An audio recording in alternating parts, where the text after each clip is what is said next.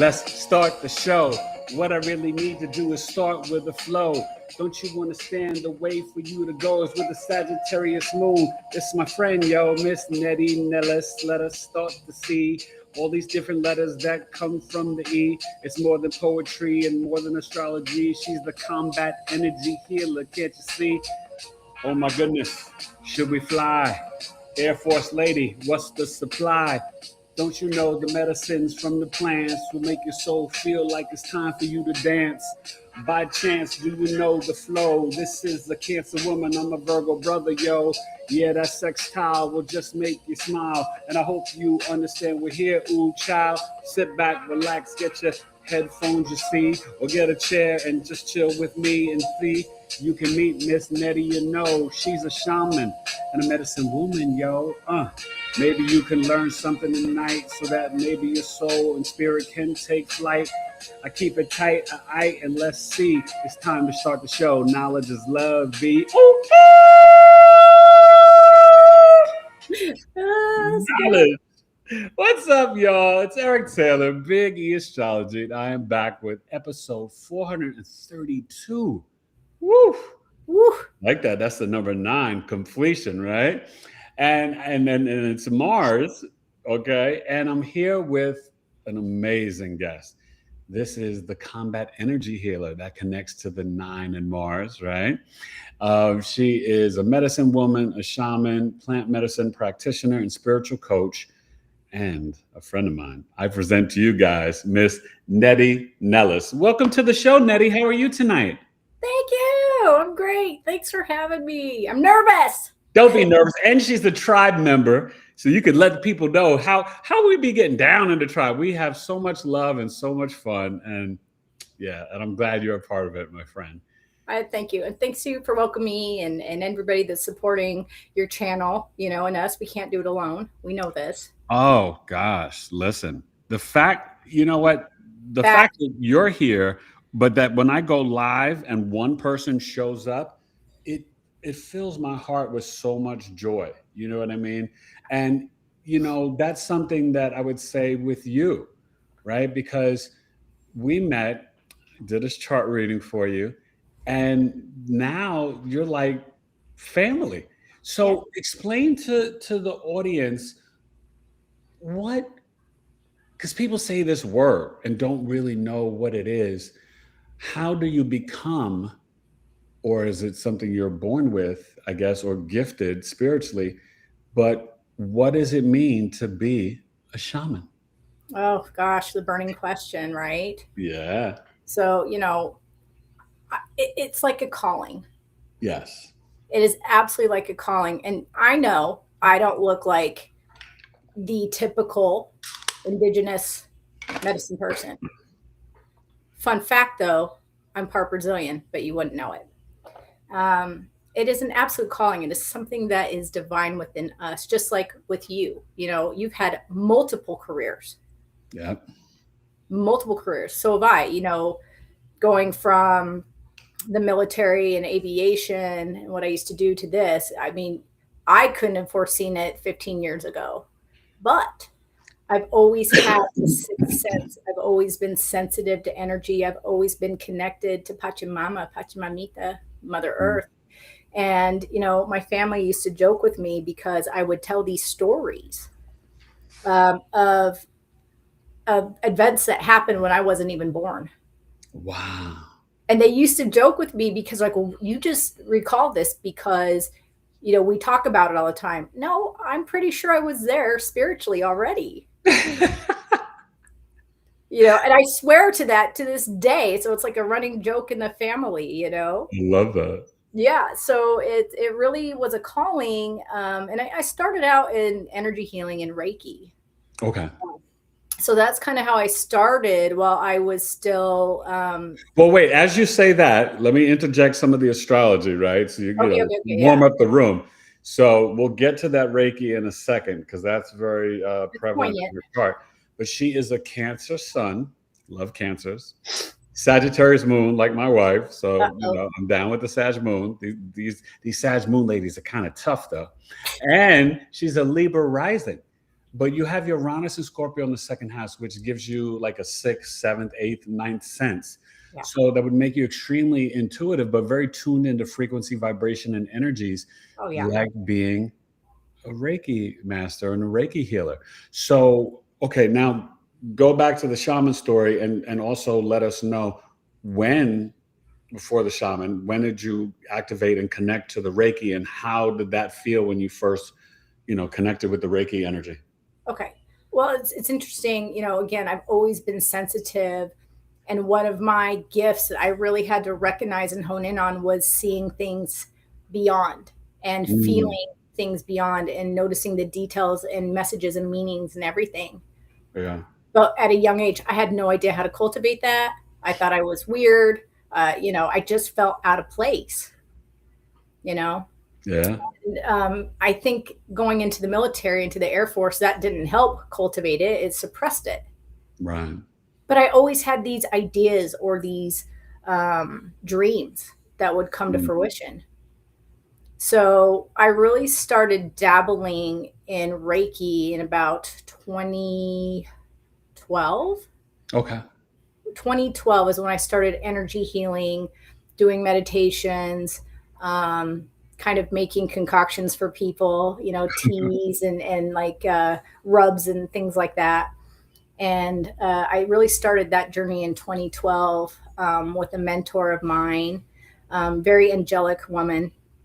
And I started taking classes and, the whole thing that you go through.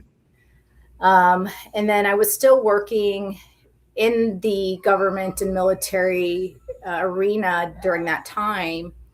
And I was also going to finishing my master's degree in forensic psychology and another degree in mortuary science. So I know. I didn't know what I wanted to be when I grew up. Mortuary science. So I would say, like people like to always say, but I want to say like in a W, right? In both ways. Thank you for your service in the military, but thank you for your service to humanity, right? And so now explain the whole shaman and what you felt the calling, but then how are the actual steps and the work to become it and do it. Okay, so I kind of explain it like the Luke Skywalker path. So Luke Skywalker started out very, older than a Padawan should be. And he wasn't trained in the temple, the Jedi temple. And I kind of look at my path like that. I had people kind of set into my life at the right moments. And again, I was still working with the government and I was in these college degrees, and then in 2015, okay, so about 2015, I somehow started being introduced to DMT and what DMT actually was. So, the main ingredient in ayahuasca. Yeah. And I was like, well, I could do that, I could do that. And so don't ask me how, I don't remember. I got a hold of the ingredients for ayahuasca and I actually started brewing it myself in my house in Maryland. Okay. And in a pot over the stove, not knowing its full potential and what it really is used for. Right. And I am a combat veteran. I am diagnosed with 100% PTSD. So you wouldn't know it by the woman that you're seeing today. So that was my idea. Okay. And it was so chaotic, but I got a hold of the ingredients for ayahuasca and I just started brewing it naturally. Now, was that a great idea? Probably not. Probably not. I had no training. I had no probably respect for the medicine back then. And not a really great relationship with her. So I brewed it for about a year and administer it to myself and other people. And at that time, I got the sense that I need to not do this anymore. Okay. It was disrespectful. I didn't know enough. It was dangerous. It was a liability. But I knew, like, the seed was planted, that mustard seed, right? I knew that there was something to it, but I also knew that I needed to wait. So that's how I actually personally got introduced to plant medicine. And then over time, So I work a lot with ayahuasca, but I also work with hongos, with psilocybin mushrooms. And my ex-husband actually introduced me to mushrooms. And that's how I actually got started with the energy and the spirit of mushrooms. So, and it is said that mushrooms are actually 465 million years older than the active known psychedelics to this day. So the fungi and the mushrooms, they are like, they have their own, the whole mycelium network is like throughout the whole planet Earth, throughout Gaia. It's incredible, right? Yeah. So it's just these little things kept happening in my life, not the normal traditional way you would think, kind of like Luke Skywalker, until it became almost undeniable. And I really didn't start the path of being a medicine woman till around 2020. Did you have a specific mentor for that? Well, I was waiting for an opportunity, and I didn't know when it would come, when I could sit with a group of veterans and experience this. And it just so happened that one of my friends knew another acquaintance of ours that was part of an ayahuasca church in Florida. I know. And so I was like, okay, tell me this guy's name. And he was actually an Air Force veteran as well. And I went down there 2021. Didn't tell anybody that I had been a part of ayahuasca personally, and sat in a all veterans group for the first time, probably like 30 or 40 people, just soul veterans. And that's how I knew that this was really my calling. So I got to experience what it was like to run a ceremony, even though it wasn't indigenous, and what the effects of having an ayahuasca big group setting, and us veterans were really hard to crack. Okay. So it was very, very powerful, that ceremony. I actually went back 3 weeks later and took my partner at the time. I'm like, you're going, it's not negotiable, and that's what actually solidified the calling to serve. So that's interesting that I kind of want to tap into that for a second, because do you think, or are there enough veterans that are aware or know about these plant medicines that may be able to heal them in a way that Western medicine and the VA and other things are really not serving them with their pain, with their PTSD, all the bells and whistles that veterans deal with? Yeah.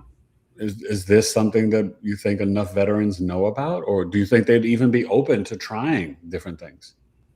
I think, this is just my opinion, okay, take it for what it is.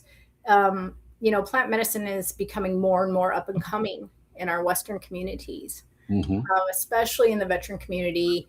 And I think that it's getting more accepted, but there's a risk for that. Like personally for veterans, I think it is being more accepted because they see the benefits. They hear their friends go down to Peru or whatever and have these experiences. But getting the government to get on board is a different story. We don't know why, Right, to legitimize it and make it like prescription. Yeah. And we can't. Which, of course, it should already be, right? It's absurd, but. Yeah. So I think there is an absolute, from an individual veteran, yes. I think there's a lot more coming, open-minded. And I'll just say in my realm, I come from the special operations side. And there's a lot of special operations. Bubba's leaning more into plant medicine, because if we think about it, this is God's medicine. It is not created by man. It is thousands of years old. Yeah. How can we deny that? It doesn't come in a little gelatin pack. It's, it's not encased in petroleum and. Yeah. So, I mean, there is some merit to it. And I know this, I'm a living testament of what it's done in my life.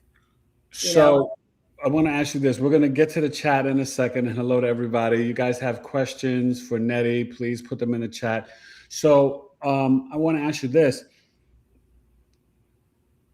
Where have you connected the most when you travel? Is it like Peru or Brazil or different places in terms of connecting to the land, the culture, the people, but also the different plant medicines? What's been the spot that just kind of took you somewhere that like you'd never been before? And Oh what yeah. was also the medicine that you were doing? Well, I think, of course, I've traveled to Brazil since I am part Brazilian, and my ancestral medicine from Brazil is Sananga, which you have thoroughly enjoyed. Yeah, and let them know what is Sananga. So Sananga is a derivative from the Tambur Montana plant, and it's the roots, it's the leaves, it's like this little bush. And Sananga has iboga alkaloids in it, or ibogaine alkaloids. So it's a little bit psychoactive, but I'm going to use a really bad term, okay? But I'm going to say it. All right. It is this liquid that we put in the eye, so it does have some psychoactive properties. However, I call it Satan's piss, okay? I really do. Oh my God. You can relate. I would so not think of that, the term for it, because it's, well, okay. I get the Satan's piss because the initial sting, because that sucker stings. I dropped it in my eye last night and I was like, oh, because it had been a while since I'd done it. But I just was thanking the Sananga with gratitude. I was thanking God and just breathing. And I got to tell you what the Sananga does for me.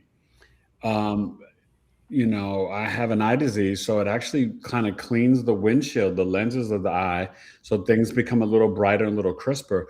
But the one thing that I noticed, and I was telling Alana last night, I feel the strength in my eye in terms of my eye muscles. My right eye is a lazy eye, and just like being able to like focus and concentrate, the Sananga does that for me in a way that, nothing else. Perfecto, right? So the Sananga is an energy mover. It helps remove blockages, and the hunters and gatherers use it for ocular acuity, right? So, and it is said to help prevent and even clear up glaucoma, cataracts. And you're right, it is definitely not for the faint of heart, sticking it in your eye, this liquid that you're just putting on in there. But for me, it's pain for pain. So the aqua that we created in ourselves, we must receive pain in order to release that pain. It's a very beautiful medicine. Yeah, like you said, afterwards, right? The initial sting, the pain that maybe your body tenses up or you can't breathe. After that, and if we really focus with our intentions, that medicine's going to go where it needs to go. It has higher intelligence than we do. So wait, before we get to the chat, we're gonna get to your what the heck made you join the Air Force? And how long ago, like when did you join and how long were you in the Air Force? So I joined, oh gosh, I'm gonna state my Tell them how tall you are and just very tiny petite woman and you're in the Air Force. Yeah, look, we're all, I'm little, right? So I joined in 98. Technically 97, but I went to basic training in San Antonio in 98 in January, and I wanted to be like G.I. Jane.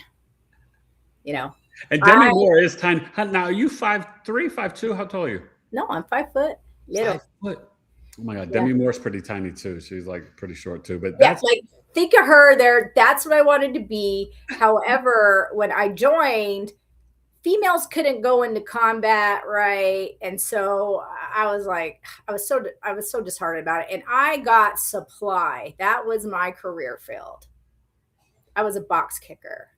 But it actually helped me because I was in aviation units. So it was like aircraft parts, maintenance, that type of thing.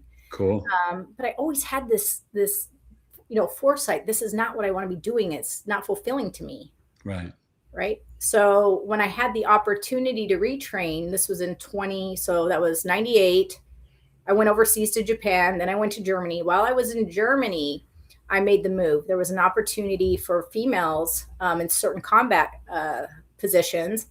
And I retrained and applied to be a flight engineer on the Pave Hawks, the rescue helicopters. And they had just let females into the career field. I didn't know it. I was not mechanically inclined. Numbers elude me. I have no idea, but it's by the grace of God that I got into this career field. That's awesome. Yeah. So, I mean, and I didn't know also back then there were no females. Mm. I think I was the third to go through flight school. And I was one of the first in my unit, in my squadron. Wow. No idea the target on my back then.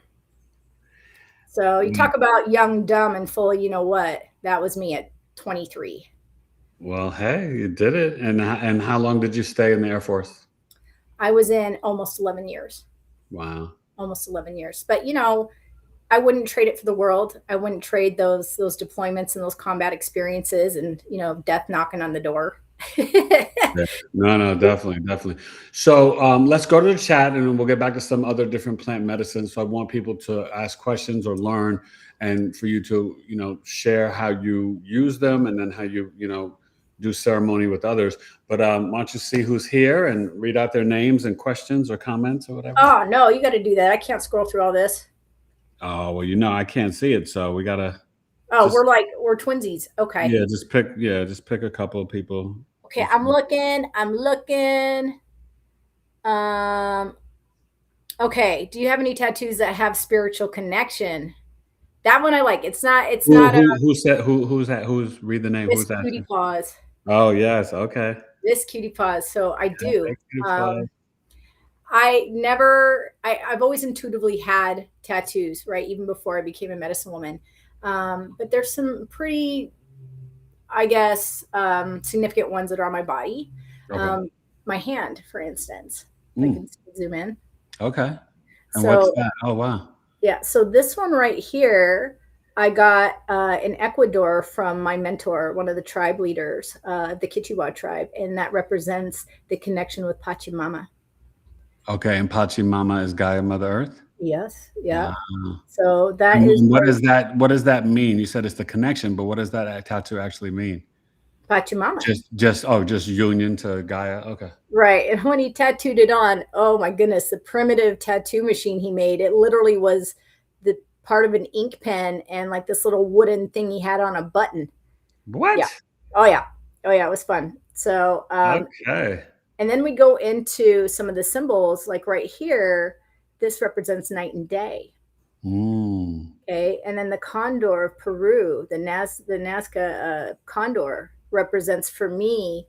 I had a vision where I had a tribal name, and one of my tribal names is Broken Arrow, and so the condor, the Nazca condor, has a broken wing, and he's going to another tribe asking for help. So he's a unifier.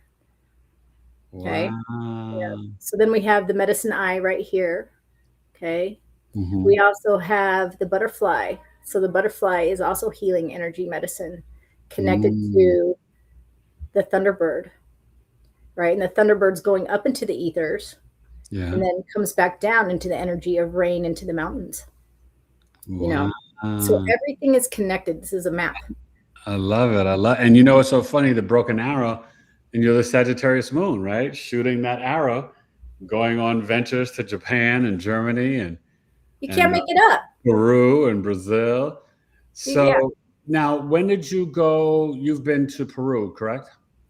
I actually have not been to Peru, although my Shipibo maestro lives here in the States. Okay. And so I've actually gotten my lineage through her. I'm still connected to Peru, but I've not been there, believe it or not. Okay. My first lineage is of the Quechua of Ecuador, which I've spent many months there in the Amazon learning. Okay, now when you say these terms, I want you to explain it. So you said, what is her name? She's your mentor, but she's your what? What do you call her? Shipibo. Shipibo is a tribe in Peru. Okay. So it's a lineage. So each medicine person should have a spiritual lineage that they have had tutelage under. Okay, so their lineage is going to be, so yours is Shipibo. From Shipibo? Shipibo, okay. Yep, of Peru. And then I actually have been to the Amazon for many months in Ecuador and trained and learned from the Quechua. So maybe a little lesser known tribe. They are very primitive, very small community. But that's where I kind of did all of my Amazon work and introduction to herbs and plants and really what it takes to be a medicine person down there. So that was my initial teachings. And then I happened upon a wonderful, brilliant woman. She's such a woman of God that is of Shapibal lineage, and she graciously took me under her wing. Oh. I know. So, okay, but what was that like, going to Ecuador, being, in the rainforest, and then, going through these ceremonies? What was that like for you? Life-changing. I don't think a lot of people, because I'll just say it, there's a lot of people in the United States and other places that serve medicine that they probably shouldn't. To say you're a medicine person, that is a huge responsibility. Yep. It is a lifetime commitment. It is a lifestyle. Yes. And when I tell people my story, I preface this with, I am literally in second grade. Yeah. Well, wait, but let me just say, though, this is where I commend you, because like myself, you and I share this, that you, with what you do, Yeah. right? It's like you have morals and ethics and a code. And there's many people out here who are just doing all types of ceremonies, plant medicine. They've never been to Ecuador, Peru. They never studied under anybody. They don't have a connection or lineage. They're just out here just doing this stuff and then giving it to many people. And that's not kosher. You know what I mean? Like, you don't do that. And it's sort of similar to me, where I tell people, like, oh, you don't get into sun sign pop astrology, or I don't read celebrity birth charts or famous people's charts out in public because I don't have their permission. This is something that's not a joke, right? This is ancient wisdom, this knowledge, the occult science, astrology. I don't want bad karma, right? Yeah, I could get more views if I just brought up Jim Carrey's birth chart right now, because everybody's talking about him. Is he cloned? Is he this and that? And I showed you on the screen, but Jim Carrey is not dead as far as we know, right? Although he could be, but I don't know that he's dead. So I should not be showing his chart in person without his permission. But many astrologers do, and no shade or no hate on them. But like you, I have deep respect, morals, and ethics, and a code in terms of how I dispense this ancient wisdom called astrology. And you're the same way. And I love that about you, as a shaman and as a, plant medicine practitioner and medicine woman. So have you experienced or been around people that are surprised that you are this way? Because some people are just thinking like, oh, well, my friend just gave it to me and did this and that. Like, have you had to explain your code and your ethics to people? I guess that's even a better question. I have. And that goes along with, there's a question in the chat please forgive me if I botch this up, but like it's Cephas or Cephas. Oh, Cephas, yeah. What is something about your path that people often misunderstand? Ooh. So this kind of goes along with it, and me and another medicine woman have talked about this, that there are going to be healers that come in all shapes, forms, sizes, colors, right? Yeah. And to truly walk in this light, you must live in it. Again, morals, ethics, values. And there's so many people, including myself at one point, where I was an unhealed healer, giving medicine when I shouldn't have, not knowing. Yeah. So I think one of the biggest misconceptions is how dedicated that you need to be in your spiritual practices and be in alignment with God. A lot of people don't understand that there's a lot of medicine people that are in alignment with the divine, with Yahweh, with Yeshua. Yeah. And so it's a giant responsibility. And when we do this type of work, and I know I just speak for me, I had to go through an actual shredding of who I was. Yeah. Like God cut on me and taketh away everything in order to build me up in who I am today. Talk about it. Yeah. So, there were times where I was in the jungle, and there was a time where I was doing a dieta with the Quechua in Ecuador, and they have a medicine called canto. Canto? Now, what's it? Okay. But now what's a dieta? The dieta is when we are in isolation. Okay. We have a limited diet. Like, we are voiding ourselves of all chemicals. There is no technology with this. There is no electricity, no plumbing, no nothing for a certain amount of time. And you are communing with the plant medicine. You're communing with Pachamama. you know. Okay. You are sitting in silence for an exorbitant amount of time. So, and, you know, I was down in Ecuador with their medicine, not just ayahuasca. And I took this medicine. It's from a bark of a tree, a big bush. And it's This is almost the like, canto? yeah, ganto. And Okay. it's like eating grass. It's like grass water. Ooh. You know, out of any of the plant medicines, that was probably the most tasteful. Grass water. That sounds like Oh yeah, I mean trust me, like I am not a fan. although I do like shots of wheatgrass. Is it anything like that? No, no plant medicine is tasty. I'm just gonna say it. I know. But this was a medicine where I was in the ether for like 24 hours, Really? and the entire tribe, and they only serve it to other healers. But the entire tribe had to watch out for me. So I was not in my body, so the medicine took over, right? And I 24 remember hours? Wow. about 24 hours. I remember waking up kind of out of it. I lost my pants. Don't know where those went. Yeah, I was wrapped up in a blanket, but I vividly remember listening to the plants. They were speaking to me. And it was as if, like, you know, when crystals are clinking together, these plants were speaking. And they were telling me about their lineage and about what helps them grow and about the conditions of Mother Nature, you know. That's so heavy. it was heavy, and there was a lot more to it. But about 2 weeks after that, I was in isolation in the middle of the jungle, in the Amazon jungle, and I don't know how many people can truly handle being in silence for that long. And for how long were you there in the jungle? So after the Ganto, I was there 2 weeks by myself, and I was on a diet of plantain mush and 3 boiled eggs a day. That's it. So what I think is misunderstood about people who just serve medicine versus people who are trained in it and called to it, it is an absolute sacrifice and privilege, you know, and we carry the responsibility of what the plants have to teach us. We carry the responsibility of protecting these sacred plants, this medicine, you know. So that to me is not always understood, you know. I love that. Now I want to share a bit, and I want you to explain what this is. But you sent myself and my wife something really amazing, and we did it all together in ceremony. And then, you came and spoke about and presented different things to the tribe. But Hape. So tell everybody what Hape is and how you use it with clients or with, healing people. And then I can share like my experience doing it. So tell everybody about Hape and what it is, what it actually is. Oh, well, I just happen to have some, right? I always have some. So here it is. Okay.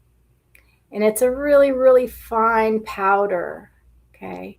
And typically it is tobacco based. Okay. So pure tobacco, mapacho, uninhibited, no chemicals in it.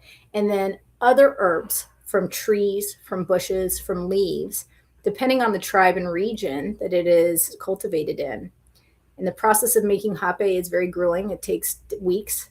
So they're drying out these herbs. They're drying out the mapacho and even ash. Okay. Really? Mm-hmm. So we're all rendering that down. We're drying it out in the sun. And Hape has a lot of health benefits, not just spiritual. Okay. But whenever I administer Hape to myself or others, one, I say a prayer. Yeah. One, to welcome the Hape into my system, to help me ground, to center, and connect. Right? So. And don't you kind of customize your blends for your clients? Because you've made Hape for me that's different from Hape for Alana, correct? Correct. So Hape has different spirits to it, has different literal health benefits, such as clearing the upper respiratory system, helping with blood pressure, right? So not only is it helping you with your spiritual side, your energetic side, Hape is a great medicine. It's non-psychoactive to help with actual physical conditions and ailments. Wow. You know, so I do blend whenever I have somebody come to me and I introduce Hape, right? So Hape also, I've helped people, well, I haven't helped people. Hape's helped people get off SSRIs, antidepressants. Wow. Right? So we're grounding, we're sending and connecting. But it really, really helps us in the moment. Say we're having some anxiety, and I teach you how to actually administer Hape through what's called a crepe, right here. Okay. Mouth, nose, like this. Right? Okay. It can seem intense at first because it burns, right? Like, but it helps us to get out of that moment of anxiety, to help us get more grounded and focused. Yeah. And I always say a prayer, and I thank the medicine for entering my system.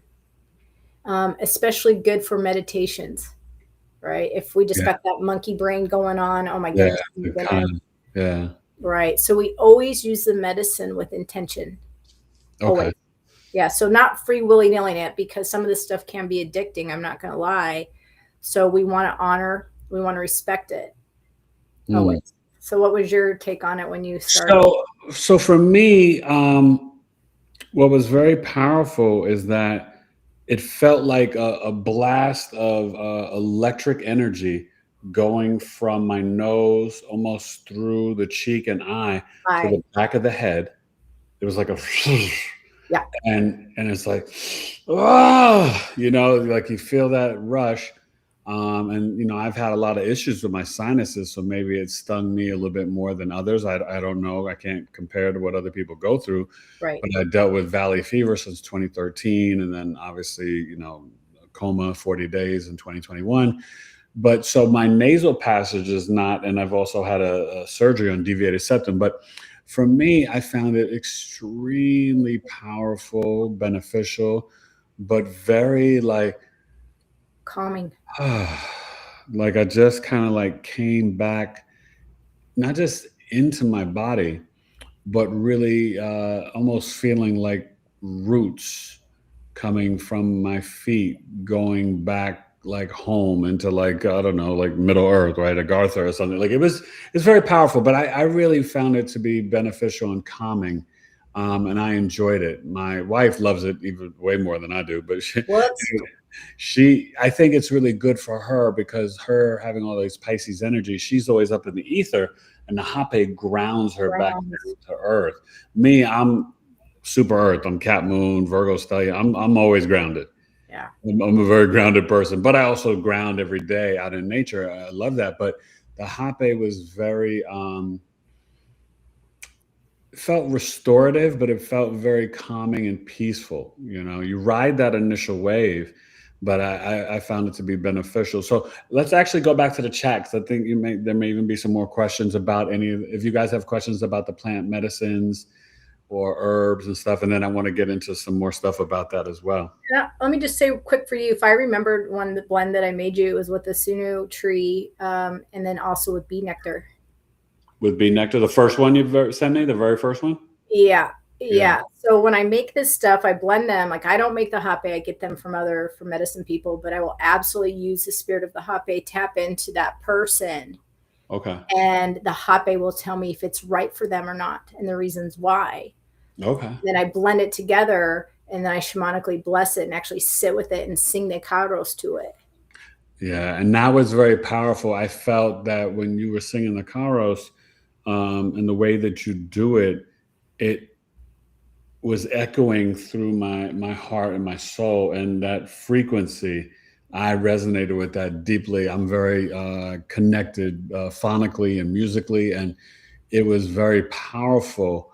And I just remember seeing, you know, just different things, and you know, it's not like hallucinogenic or anything, but I just remember visualizing stuff in my third eye, and that third eye will open up more if we pay attention, right? Yes, that's the thing that I noticed a lot about it, and it was beautiful. So you want to see any questions or comments? Yeah, there was one. Let me see. Let me go back up. Bear with me, everyone. There was one I wanted to get to. Why is this not working? Give me a second. How do I scroll up on this thing? There we go. You put the mouse, yeah, you go up, slide up and down. So Quintella, she's Mhm. asking me, she goes, when a new client comes to me, how do I know which plant medicine that they would need to administer them? Are you divinely guided, or you go based on the things the client needs help with? Both. That's a Both. great question. Yeah.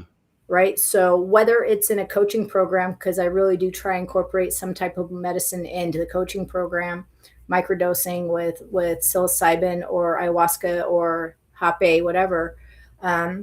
One, since I have a deep understanding and connection with these medicines and know what it can potentially do for somebody, after speaking with them, I'll get a better idea of what medicine would be fitting for them. Because not all medicines are alike, and not everybody's going to react in a positive way to each medicine. You know, Okay. Iboga is very different than Mama Aya. You know, peyote is very different than, say, psilocybin.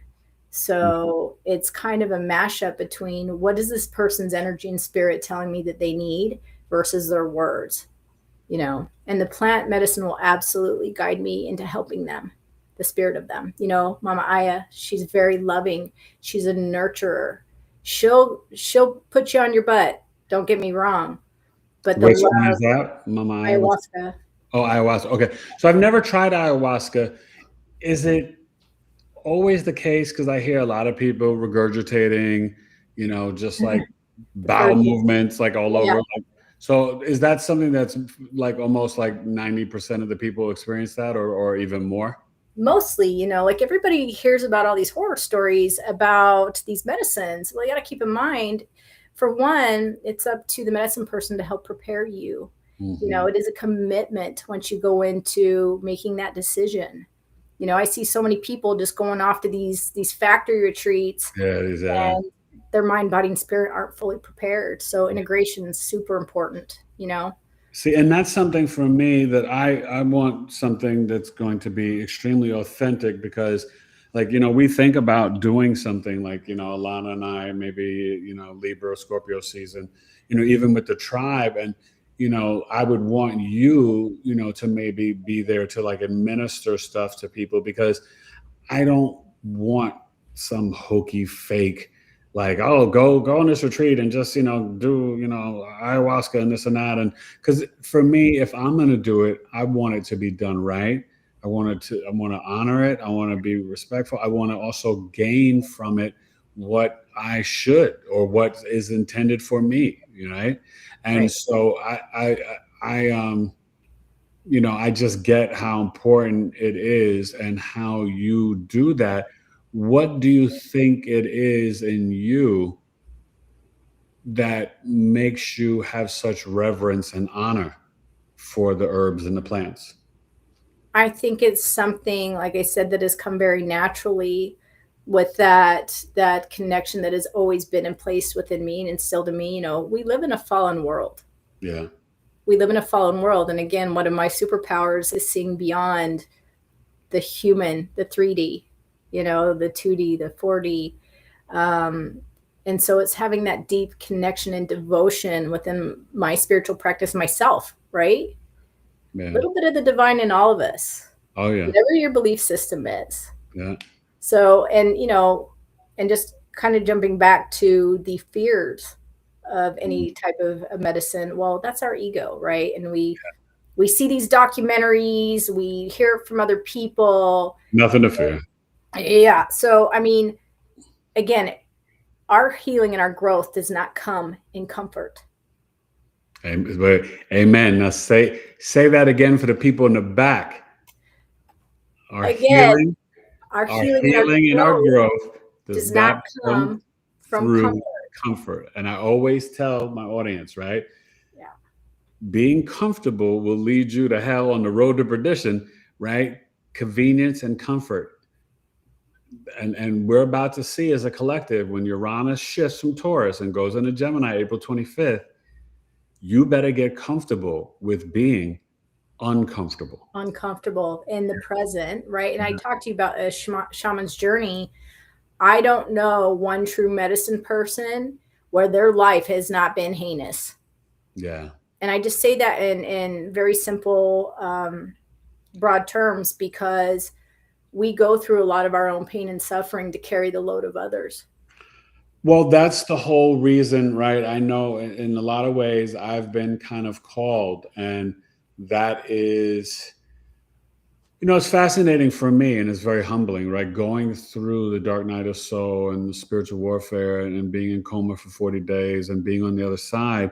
And I've had, a couple of psychics and shamans say to me, that was, part of your shamanic journey, that this is what this is preparing you for and getting ready for, and that's heavy, it's heavy, it's humbling. And it's like, you're like, okay, well, what does this mean? Or how do I, you know what I mean? But for me, I've always been connected to herbs and plants. And I can remember when I was younger, when different people were focused on getting high to party, I always had such respect and reverence, but I also would never waste any experience. Like, so, doing mushrooms, right, or doing DMT, wanting to have a spiritual experience, but also to create. My whole life mantra, right, has been like the man in the arena, and to be, as I tell my sons, be a creator, not a consumer. Perfect. No matter what, you're going to know, unless everything gets burnt to the singes, if there's some sort of information or technology, you will know that Eric Taylor was here on planet Earth. You know what I mean? I've left my footprint and my fingerprints everywhere. But I want to ask you, this has been a lot. This has been a journey. Who was 10-year-old Netty, little tiny Netty, and could she ever imagine the Air Force, the shaman, the medicine woman, the combat energy healer? Did young Netty visualize any of this? Well, I'll tell you one thing. I'm exactly the same size height-wise as when I was 10. I just might have filled out in some other areas. So I'm still the same in that regard. But, the 10-year-old Netty, she really wanted to be the first female Indiana Jones or a marine biologist. But, and my mom she could not stand whenever I said this. She would always, or I'd always come up to her and I would just say, "Hey, Mom, I'm unique, huh?" And she'd be like, "Stop it," like, Netty. And I'd always say that, and I didn't really understand what I was articulating at the time. I always felt like, for instance, I came from two parents, one Italian Brazilian, one French German. Both my parents had really dark hair. My dad was, brown looking. My mom was light. And I came out like this. This was like all recessive, right? And so I always would, come to her and say, "I'm unique," because I thought I had red hair and I was cool. But there was so much more to it. Yeah. There was so much more to it. And I was this little chatterbox. I played a lot of sports. I was in gymnastics, softball. And I was very outgoing. But what I realized with time is that I had this sixth sense that I could not talk about. I didn't know how to. And I was in swimming in high school. And I always had this presence about me. People gravitate to, even as a young child. Did you daydream often? All the time. Yeah. And that's the Neptune Sagittarius third house and the Uranus Scorpio. So like, the connection for water and sports and just energies and frequencies, it's really all there in your chart. I would come home with frogs literally in my pocket. I would collect rocks, I was that kind of kid. And I never got into like trouble, but I was always in just playing in the dirt, little mischievous, So what about the connection with Mom? Do you think some of your intuition or some of your gifts do you think this comes through your mother's lineage or your father? That's a really good question. Or both. I think there's both, but definitely strong on the maternal line. My father, very spiritual, very private individual, raised Catholic. My mother, raised LDS Mormon, and just a woman of service and has an intuition about her. And people come to her all the time, just telling them their deepest, darkest secrets. And, you know, through a lot of ceremonies, and actually doing work on behalf of my parents. I remember about 1.5 years ago in a peyote ceremony. It was all about the maternal side of my family. My great grandmother, her grandmother was an herbalist. Yeah. You know, and I see that in the chart. That's why I was asking, because you have the Moon, Neptune, and Sagittarius conjunction. You know? Yeah. So our intuitions and our gifts just kind of manifest in different forms, but it's definitely a very strong female maternal line. Okay. Yeah. Yeah. So my knowledge now, I am not an expert on all these herbs. There's thousands, right? But that was instilled in my family lineage a long time ago. A long time ago. So I want you to explain, does ayahuasca, how long can it last for? And does it take you into, is it like, I hear certain things are like kind of quick and instant. Some people are like, oh, I was just like immediately like in another realm or dimension. And is this something that you would tell people they should always do it, you know, guided or with a shaman, you know, like? Oh, absolutely. With mama, any medicine, right? It's not a trip, it's a journey. And, you know, you got to remember that medicine person's there, one, to guide and protect, to help you navigate the spiritual realms, you know? And so, you know, you hear people going into these, ayahuasca sessions with their buddies, and, maybe they're not protected enough. Maybe they don't understand what they're going through. Yeah. You know, maybe there's an incident that comes up where it kind of freaks them out, you know? So ayahuasca is a beautiful medicine. She's going to give you what you need, not what you want. Yeah. She will lay you down flat and bring you back up. Mm-hmm. But such a loving maternal energy and medicine. And typically I can't put a label on it because everybody's different. Right. Mount, it's a tea, it's a brewed tea. Everybody's different in the time frame. I've seen people just. You drink it, or it's something you eat? No, it is a tea. It is. Yeah, it is primarily the vine, the ayahuasca vine, with some kind of other plant, maybe shakuna or chilixinanga, and that's where the DMT is. And so the vine is the activator. Okay. So it is brewed. It is brewed for a very lengthy period of time. It takes about a day. So you're drinking this, right? And it's. I don't even want to say what it tastes like for me. I've never gotten used to Mama Aya's taste. Please forgive me. It's interesting. Interesting. Is it more like bland, no taste, or is it like more sweet, more sour? Is it just like herby?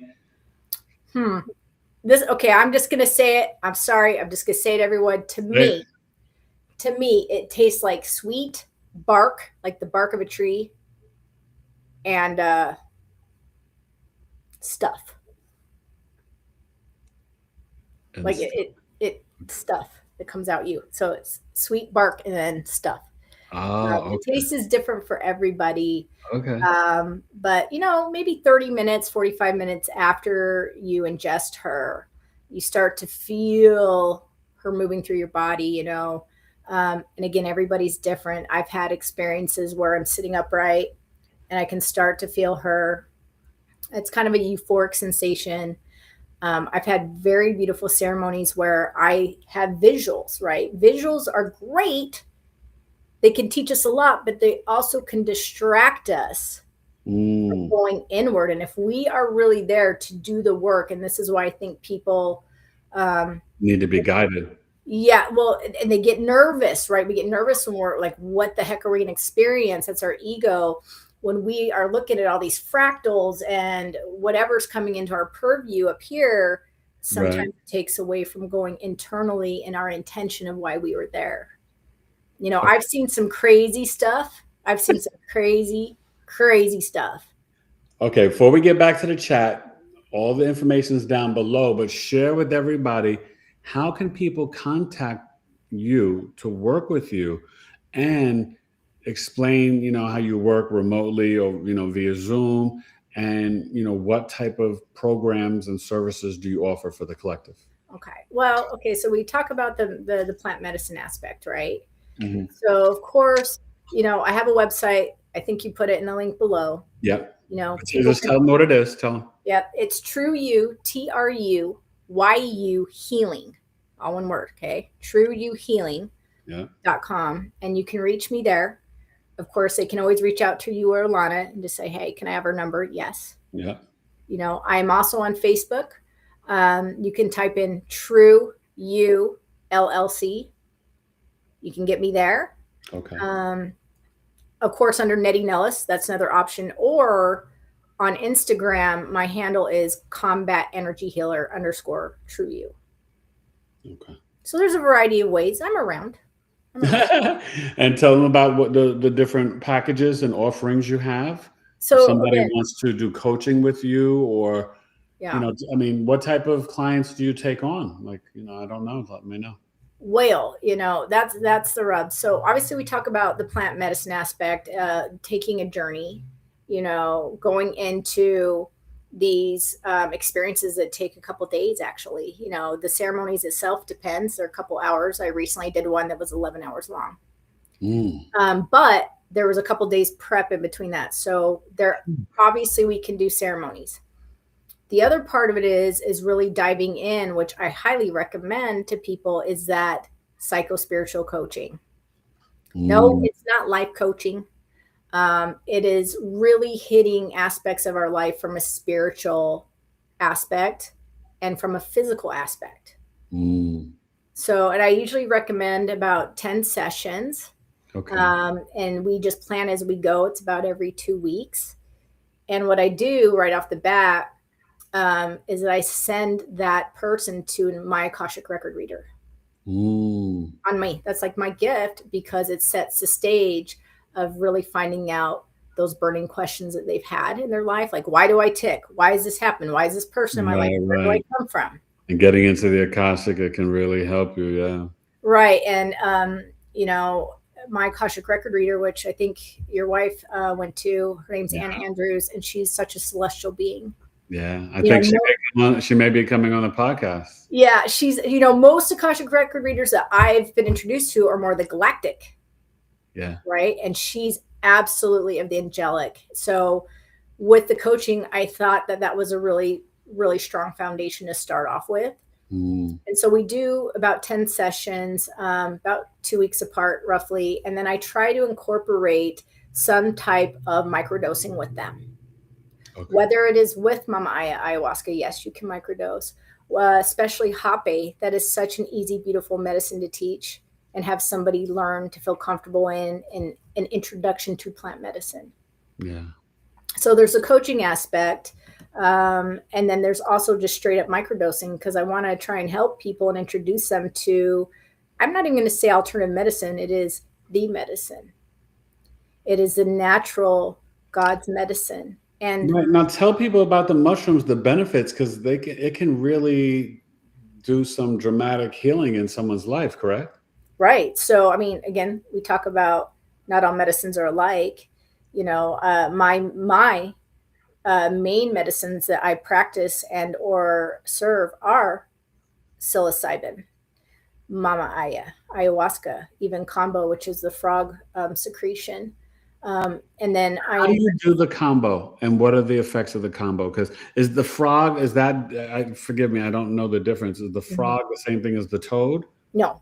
Okay, so no, this is a jungle frog, the tree frog of the Amazon, and it's administered. I don't know if people can see those little dots.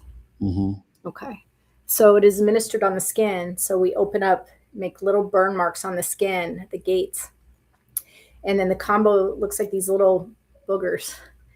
And so we put the combo on each one of these gates, and it's those peptides that come in. It is not a psychoactive, it's a purgative. So it's going to help you with things like candida, right? Built up of the sugars, the yeast, Wow. skin conditions. So straight up healing. Yeah. So I don't serve that as much as Melissa Tarek, but I also am familiar with peyote as well as iboga, but I will not practice iboga. But my main ones are the ayahuasca and the hongos. And the difference is, like with psilocybin, oh my goodness, what a medicine of focus and of motivation and clarity and steadiness, right? Yeah. So it has no, like, we talk about some of these medicines having different genders just because that's how our brains work. So Mama Aya is very maternal, madre, abuela, grandmother. The psilocybin is celestial. There is no gender. Whereas the mescaline, like peyote and wachuma, are masculine. Okay. So the hongos definitely is going to help with focus, antidepressant, natural antidepressant. So people that have trouble with their anxiety, with depression, absolutely psilocybin. Okay. Now people do. So I want to ask you about that microdosing, and then we'll get back to the chat and people's questions.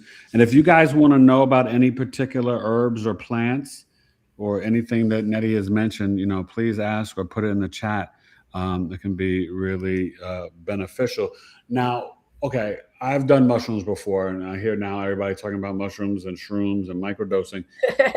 And I'm just like, it's been decades, and I'm thinking like, how could I still work during the day and do what all I got to do and be a dad and microdose?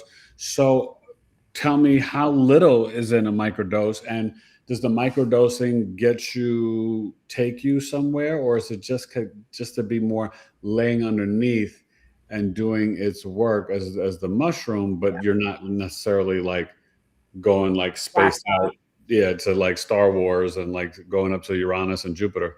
So keyword micro, right? Yeah. We're not taking these hero doses. It is to help us navigate steadily in harmony every day. So typically a microdose, say for psilocybin, is anywhere from 0.15 to 0.25 grams. Okay. Very small, like a Benadryl capsule. Yeah. So I will, and that's the other thing to think about too. There's so many strains nowadays, and there's no two strains alike. Okay. Some are visuals, some are creative outlets, some are reflective and internal, heart-centered. So if you're doing it willy-nilly, that's great. You just don't know what you're about to get, Yeah. But anyway, back to the microdosing, I will take those mushrooms. I'll even blend certain strains together depending on the person. I will grind them down, encapsulate them, and then again, bless them shamanically and sing to them. And taking a capsule, and it depends on, everybody's different with protocols, every other day, 4 days on, 3 days off. The effects of it, and I've every time I get a client, this happens. Well, I don't feel anything. Okay, yeah, let it get in your system a little bit. This is how you know that it's working. If you're going throughout your day and there's something that would normally trigger you and it was no big deal that day, hello, or say perhaps that you just wake up, say you've had trouble sleeping and you just wake up and you just feel more centered or grounded or connected, right? Mm-hmm. Or say that person cut you off, as you're driving for the umpteenth time and it was no big deal. We're not swearing at the windshield. There you go. So there's little indicators, and it's funny because I'll have people do about a 90-day protocol and they'll get off of it. And I'm like, be mindful of how your heart feels. Be mindful of how you are interacting with somebody. Is that person that normally triggers you, are they still triggering you? Right? So very, very small amounts. Same with ayahuasca. Ayahuasca is more of a heart opener. Now, you can microdose ayahuasca? Absolutely. You cannot microdose with almost any medicine. But it doesn't have the effects where you're like regurgitating and going to the bathroom if you're microdosing it, right? No. No. Okay. So very small amount every day. Harmonious, peace, more love. So I honestly feel if we gave everybody a little bit of plantis medicina, this world would be a better place. Well, it's funny you say that. I used to say that if everybody on planet Earth tried ecstasy just one time, we would never have war, and it would just be like so much love. I was, back in the college days more into, like the marijuana and stuff, but the ecstasy, I was like, wow, like this is, I could see with the hippies and free love. I was like, this is just because I found that you could literally sit down and rub somebody's thumb for like an hour and it would just be like a party. Yeah. You know what I mean? It's not even about like sex and this and that. Like literally you could just have a conversation and, you could just hold someone's hand, but it's like you're feeling like their soul, like there's no, you know what I mean? Like it's such a different their energy. Yeah. And you're like, you know what? You're like, there's a purity that comes. It makes me think of the Pisces, Venus, right? Exaltation, unconditional love, agape Christ like love, book of Ephesians, because like I just remember like looking at my friends and we were all in buddy's house that night and I was just like, wow, like I love you guys. It was just such unconditional pure love. Yeah, pure love. Think about microdosing with Mama Aya every day and how you would view the world and how you would actually interact in that loving space that when you would have, what's the word? Homeostasis within yourself. Yeah. No, that'd be powerful. All right. So let's check see if there's any questions for you about the herbs or plants or anything about the services. Just anything. Okay, hang on. Reading.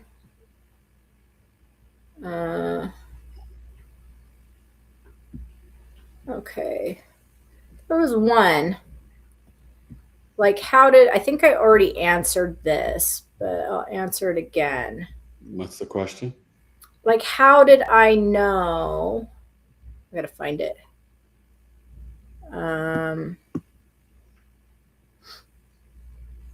Okay, so this is from Miranda 6606. Oh, hey, Miranda. Hi, Miranda. I don't know you, but I know you. With so many people untrained, or so many untrained people claiming to be shamanic healers, what advice would you give to someone looking to be a shaman healer? This is a great question. I see this online on Facebook all the time. Like, hey, where can you go get certified online? Remember, it is a calling. It's a calling. So one thing I recommend too, or I can see when people really want to do plant medicine, it is something that will absolutely be knocking at their door every second of the day, every thought. So the medicine is calling that person to the spirit. So same goes for being a shaman. And what I've seen is, people will experience these journeys and they have such prophetic visions that they want to go share with the world. They want to go do this work, but they don't think about what that really entails. And for me, the right people came into my life at the right time. Yeah. And almost with the indigenous, I'll just speak on the behalf of the Kichwa. I think the Shipibo in Peru is a little different. Like you have to apply. And there's an organization called the Ayahuasca Foundation where you can go be trained. But in my case, remember, I'm Luke Skywalker. I did not get trained in the Jedi Temple. With the Kichwa, it was you have to be invited. They have to see it within your spirit. I love that. So not everybody is aligned to do this work, nor can they do this work. Yeah. So it really must be invited not only from the indigenous, but first and foremost from God. Well, tell some of these people, because there's times when I talk to you and you're like sitting in ceremony and you're like doing all types of fasting and doing this, and like some of it can be kind of like hardcore stuff, like right. So we talk about what it's like when God shreds on you and cuts you, and one thing that I've had to learn, and that my Shipibo Meshra really and I talk about a long time, because I still struggle. Remember, I'm imperfect too. I'm still a human. Yeah. I'm still growing and learning. Is learning the art of detaching. Meaning, we can still stay connected to certain people, places, and things, but as a medicine person, learning to detach from material items, learning to detach from certain relationships, learning to detach from money, learning to detach from food. And that one has been probably one of my greatest nemesis. Every shamanic practitioner and elder and teacher of mine had said, you must overcome your attachment with Western food. So, you must detach from relationships that no longer serve you. You must detach from having all this material stuff and being driven by money. This is not a profession and calling where you're going to be rich. Right? So most recent thing that I'll share, some people know, some people don't, is I do a big fast every year. And I've only recently done this the past 3 years. And when I was told that I must detach myself from money, what people don't understand and know about me is that I was a food addict. Yeah. So I had an addiction with being a binger. And I'm only 5 foot. So my heaviest in my life was 100, almost 60 pounds. And so this has taken about 15 years to master, and I'm not a master yet. I'm still a master student at learning to detach from the need of food. So I just finished a 40-day fast, a biblical fast. Wow. And when we fast, and a lot of shamanic people do it, a lot of healers, there's some power behind fasting and prayer. Everything. Yeah. Everything, and the blessings that come out of that, and the teachings while you're going through that, the spiritual warfare that comes against you when you're going through that, you know. Definitely. So you'll be tested, but I think that it's on the other side of a fast, or when you're really devoting your time and energy, there's such peace and inner and real true spiritual growth. Is there something that you recommend for someone? Let's say if someone's dealing with extreme grief, they just got a divorce, or they lost a parent or a sibling or a child. What in your coaching and with plant medicine would you say may speak to, kind of general? You'd have to, each person is different, but give me a general thing that you would think of that may resonate with someone dealing with such heavy grief. Oh my goodness, we've all been there, right? How many of us have been in the depths of despair and been walking through the valley of the shadow of death? Yeah. And it is insatiable. How many of us here listening have had suicidal thoughts because life just seemed so bad? Yeah. Right. So my first response to that is, you have the divine in you. And I know it's tough right now, but I promise you, in order to be able to believe, you must be able to feel. In order to feel, you must be able to believe that you can do these things, that you are of worth and value. And your human experiences do not define your spiritual growth. I mean, they do, they help your spiritual growth, but your human experiences are not who you truly are. And so I see this a lot, especially in the veteran community, where somebody is so far in the pits that they don't understand that they're in that loop. Wow. They don't understand that they're in this depressive spiritual warfare. So part of the coaching, and I do recommend that to start with people, like, let's help you. Let's get you to a place and get you the tools and methods and knowledge so you can start clearing the fog up here. Going from here to here is the longest journey we're ever going to take.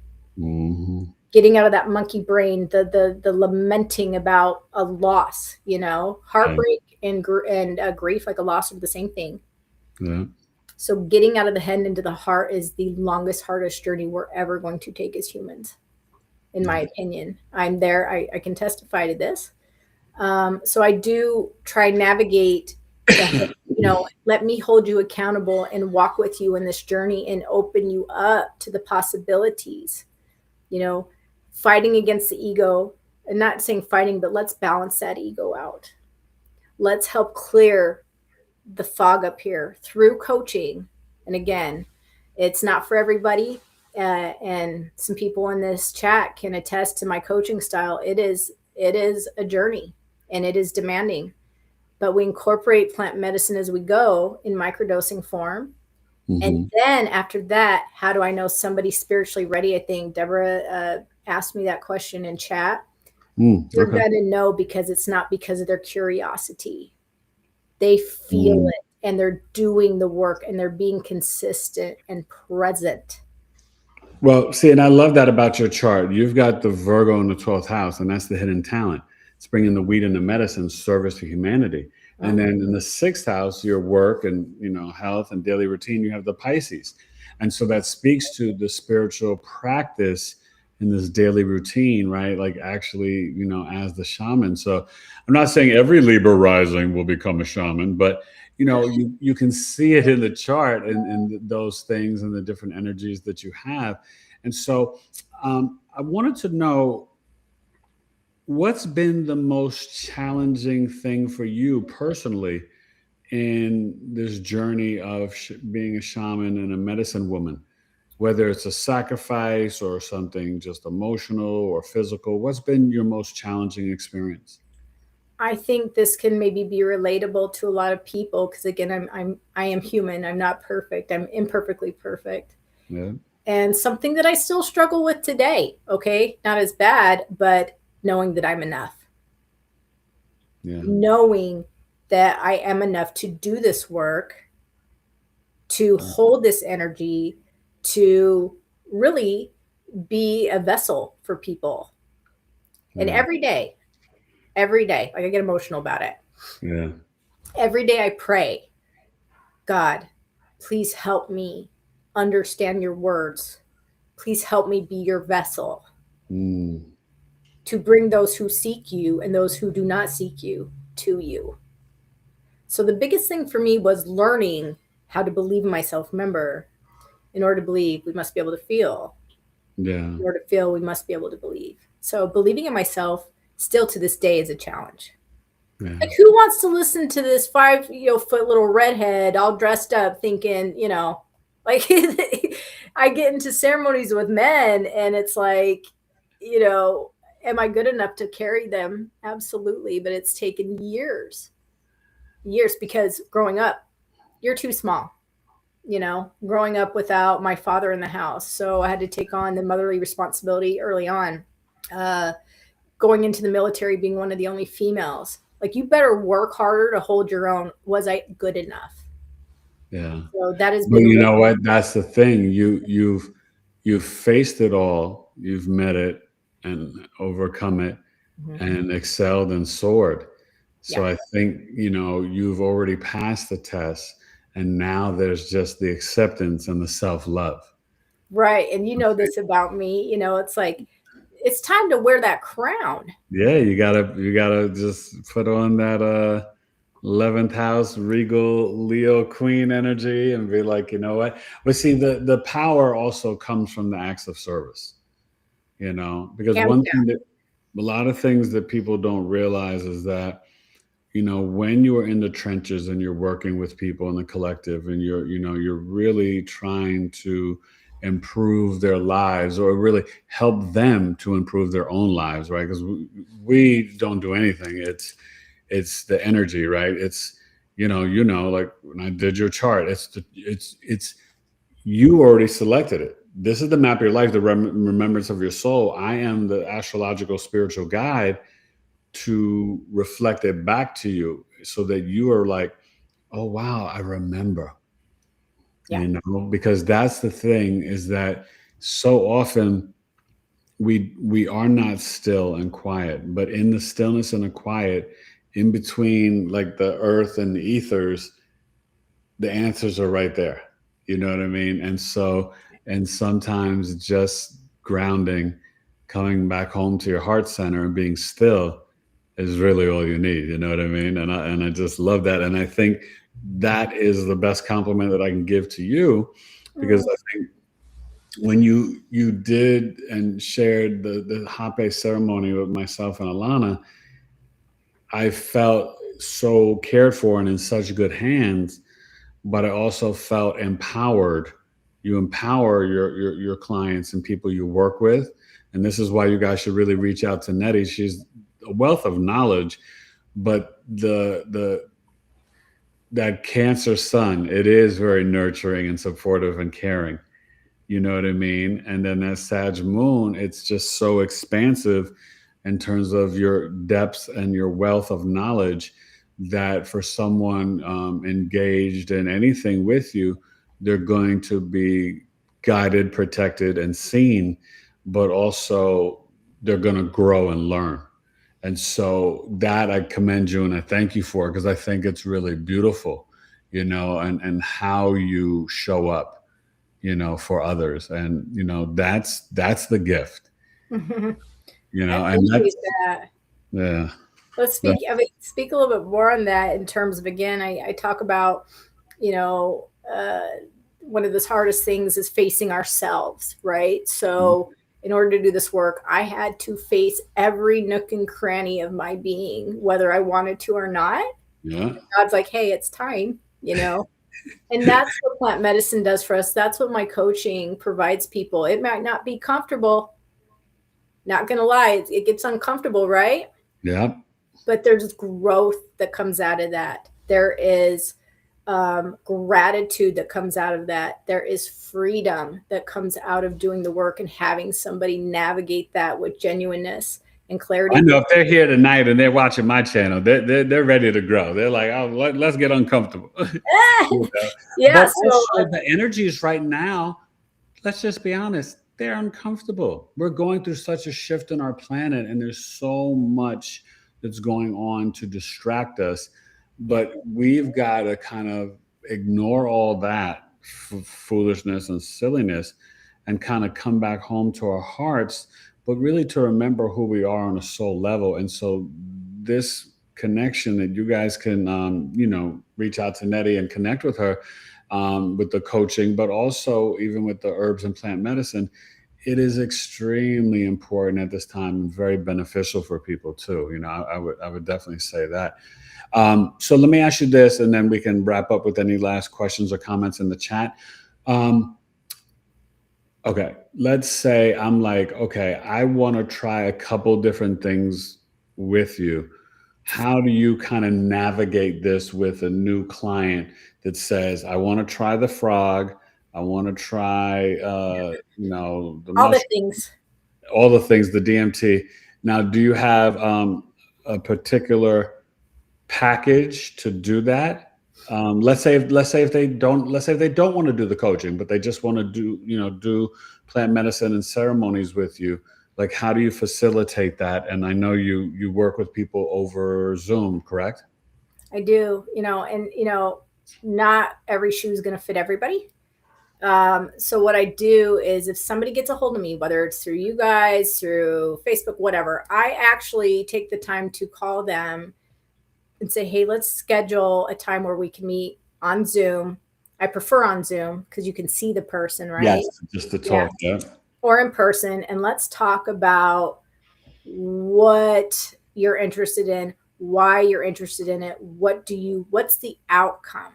Yeah. Where are you trying to go to? What's your journey? Right. Yeah. If it is somebody that is just straight up curious, that's probably not going to be beneficial for them and out of alignment. I'm not going to probably be their person. So I really take the time to figure out what's going on in their life, because usually by the time we're done talking, and I spend an hour, 2 hours, usually there's more to their story than they thought. Oh, yeah. So I don't really have a set package. I just kind of intuitively go what's going to fit them. But with the coaching, definitely 10 sessions to start with. Yeah. I probably need to revamp my website a little bit. And a lot of this stuff I can't advertise, guys, right? Obvious reasons. Yeah. So it's better to get a hold of me and let's have an honest conversation, and let me see where you're at and what is speaking to me. What is God telling me? What are your ancestors telling me that you need? And you tell me what you feel you need. And then we collaborate. Yeah.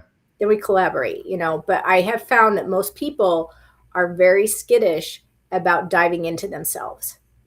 Oh yeah, I mean that's the one thing I said this years ago, and it was part of building my relationship coaching program, Elevate to Love. Most human beings struggle with admitting to being wrong, apologizing or saying sorry to others, and also taking time to be introspective. And when I say introspective, like I've been doing this since like my 20s. I don't just like, try to look within. It's getting the flashlight and the mirror, and I'm like looking inside. Ooh, what's that in the kidneys? And ooh, something's going on with that liver. Stored emotions here, and it is a continuous journey. I can testify that I got to a point after getting saved and becoming a born again Christian, and then being at a church in New York City. I went to an altar call one night and cried for about 30 minutes and snot dripping down my nose because I realized I had to forgive my father for who I felt abandoned me, right? A 6-year-old boy's brain, right? Like he left and went to another family, and it wasn't my father was murdered. But in my 6-year-old mind, it was like he left and went somewhere else or went to another family and this and that. And, but that was really deep. Like I didn't know that I was holding on to that or even had that thought, you know what I mean? But it came up, and then I purged it and released it. And forgiveness. That's why I tell my clients, forgiveness is a gift to you. And forgiveness will set us free. Gratitude every day. Yeah.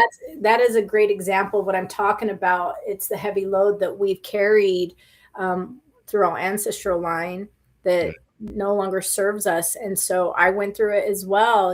I remember sitting in some ceremonies, and I went through a Rolodex of everybody that had hurt me and forgave them.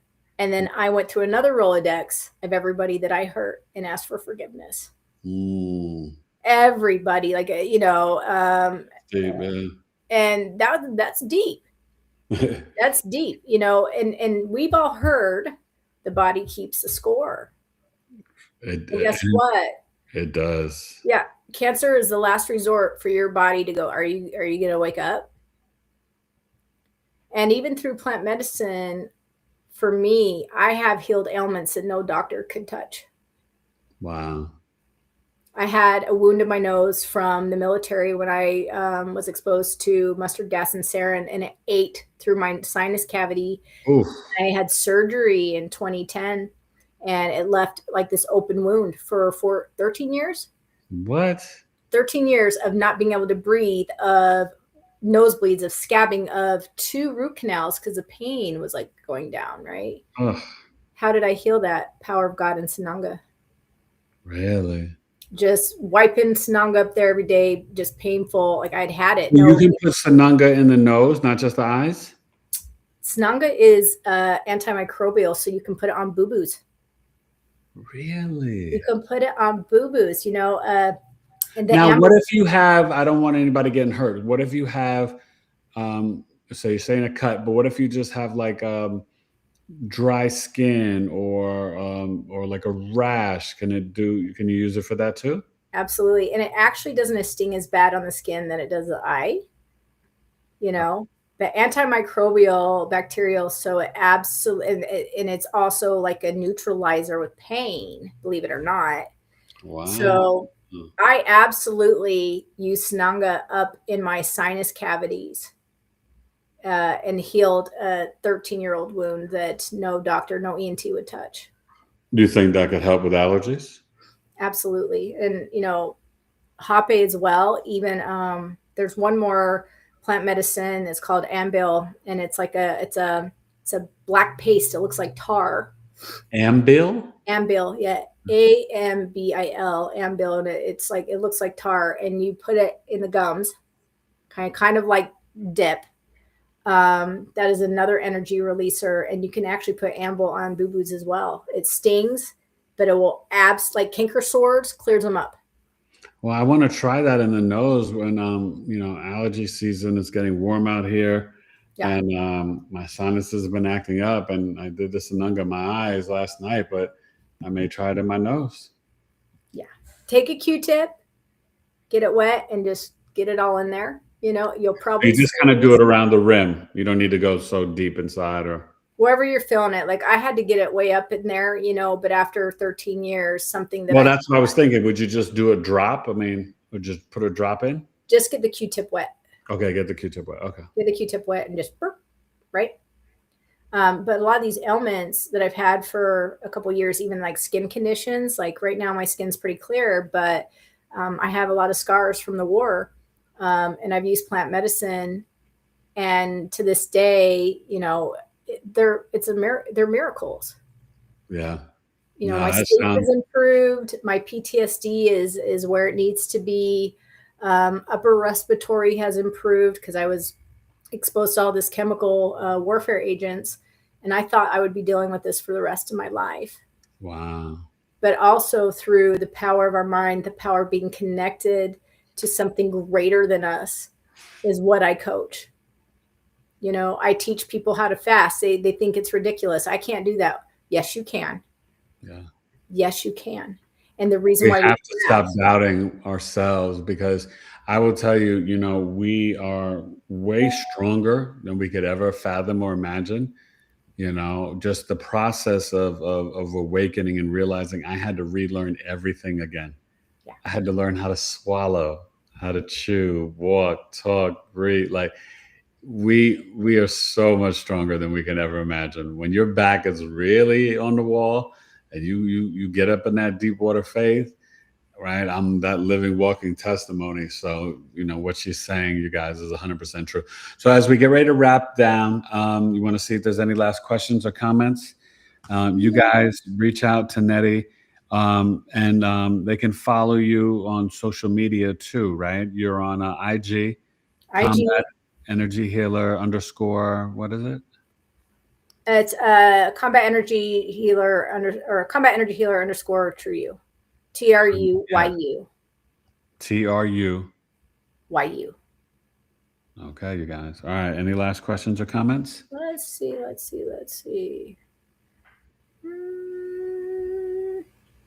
Sorry if I'm missing anyone. There's just some comments on here. I'd like to say there's one comment about, you know, horrific horror stories of plant medicine. And let me just preface that with, you know, of course there's going to be all these horror stories, but it really is incumbent on that medicine person to hold that space and prepare, and for that person to be ready for their journey, to set the ego aside. Okay. And I have 5 general guidelines when it comes to plant medicine ceremonies, but we can use these guidelines in our everyday life. Are you guys ready? Yep. Okay. So we're going to apply it to our everyday life. Number 1, we don't trust farts. Okay. We don't trust farts in ceremony. Therefore, we don't trust farts in normal world. Okay. That's the number 1 guideline. Number 2, we want to come in with an open heart and mind. So think of it as applying into your everyday life. We want to come every day with an open heart and open mind. Otherwise, we are going to limit ourselves in the benefits of what's to come and the blessings. Okay. So number 3, we never make big life decisions while under medicine. Okay. That's important. That one's important. The good idea fairy is going to come on in there and tell you all this wonderful stuff that you should be doing.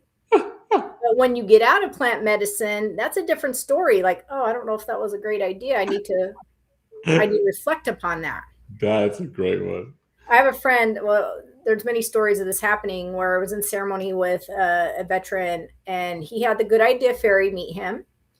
And the next thing, within a week or 2 after that ceremony, he had sold all of his stuff in California and moved on down to Florida to make a new life, not thinking about anything else.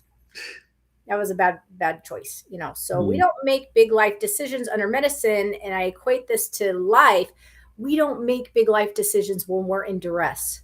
Yeah. We don't make big life decisions when we're depressed. Okay. So that's guideline number 3, you know, unless we want to do making big life decisions based on our healing. That's an exception. So number 4. Number 4, expect the unexpected. Yeah. expect the unexpected, meaning every ceremony is different. Everybody's life is different. We must be prepared for the unexpected. Just like I just went through this 40-day fast, and there was some things that came up that I was not expecting that I was ready for. Yeah. Okay. So plant medicine ceremony equivalent to life, expect the unexpected. God has a funny way, good sense of humor, right?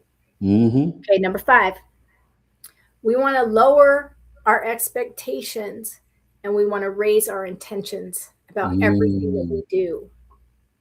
Because if our expectations are way up here, the only person that's going to be disappointed is ourselves. Yeah. Same in ceremony. We lower the expectations. Oh, I'm going to see all this stuff. It's going to be great, blah, blah, blah. You're going to be really disappointed when that medicine gives you something different. Right. And what you need to go into, I think, is thinking more so, I'm going to see or experience exactly what I need. What I need. God is going to provide. This medicine is going to provide exactly what I need. Be humble enough to say, God, whatever you reveal, that's what I need. Yeah. And for me. Yeah. Let your will be done. Right. So we apply this to our life as well. I apply this to coaching, raise your intentions. And we lower our expectations, because once we are growing, once we are ascending, the view gets better, better, and better. Right? Wow. So how important do you feel with the energies we're dealing with and what's going on? How important do you think it is to spiritually connect, meditating, grounding every single day? For one, it's non-negotiable, right? You always tell people there are no days off. Yeah. And I will add to it, my expectations of anybody in this world is just be a better version of you the day, be a better version of you today than you were yesterday. Even if you're only 30% of yourself today, that's still your best today. Yeah. If you don't have time to sit there and be in this carefully orchestrated hour-long meditation, just sit there for 10 seconds and say, God, I'm here. Thank you. Yeah. It is that simple, That's what I encourage people. Like, we're not looking for perfection, but we're looking for discipline and showing up. And so when people say, oh, I don't meditate, I don't have time, that's a lie. We all have time. You have time when you wake up or when you go to bed. There's time in between. There's little moments. But I'd rather you do 5 minutes a day every day than do twice a week for 45 minutes.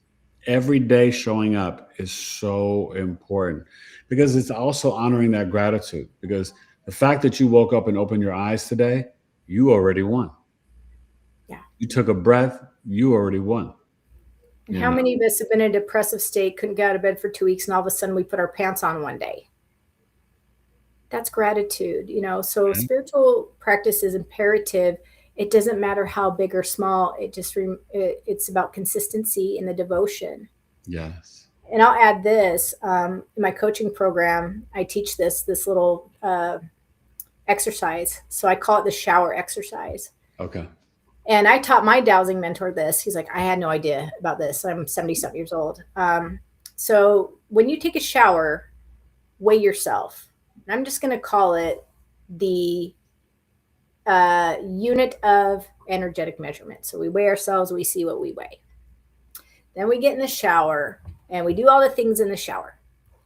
But what I tell people to take 10 seconds to do this, and why? Because negative or falling water has negative ions, which are positively charged. So they're going to intensify your thoughts, feelings, and emotions. Mm-hmm. So number 1, you give gratitude in the shower. Yeah. Whatever it is. Okay. Number 2, you send a message of love to the universe, to yourself, to your family, to our government leaders, whatever. Then you ask for something in abundance that are more of. Doesn't necessarily have to be material. More joy. Yeah. More connection, right? Yeah, more love, yeah. Then you give gratitude again. Okay, those 4 things. Gratitude, send a message of love, ask for something more, gratitude. Okay, and you do this with intention. You get out of the shower, you weigh yourself. With practice, you will at least lose 2 ounces or more. I love that. So what is this teaching you? One, it's teaching you mindfulness and presence, the beginning of silencing that mind. Yeah. How many people go into yoga classes and their mind's still racing? So one, it's teaching you to be present, to start getting in a meditative state. Number 2, it is training yourself to actually give gratitude and thanks, right? Yeah. And to clear yourself of negative energy. It actually has physical weight. And when you get back on that scale, you will see it gone. Wow. 2 ounces or more will have left your body if you train yourself to do that little exercise. I love that. I've lost almost a pound before in the shower, right? So we think falling water is going to be heavy. Not necessarily. It's the weight that we are carrying energetically. Wow. So there's a little good nugget. That is the perfect way to end the show with a great Netty's Nuggets. I want to read that newsletter, Netty's Nuggets. Oh, man. Okay. Thanks. No pressure. No pressure. Could just be a little book, a little journal or whatever. But, Netty's Nuggets. Well, Netty, I felt like this was an evening filled with your nuggets and your heart, your gifts, your intention, your story, your journey. And I just encourage all you guys to reach out to her. We got a bunch of tribe members here, so they already know how amazing and magical you are. But I really, I thank you for your intention, because that's one thing that I realized, like, you are, you walk the walk and talk the talk, but your intention with your love and knowledge and advice and insight, but your support and caring is real and authentic. So I commend you, my friend, and I appreciate it. And keep doing the good work and lifting up the collective in the way that you do as we continue to soar and grow in this journey. It's fun to experience it and fun to watch it.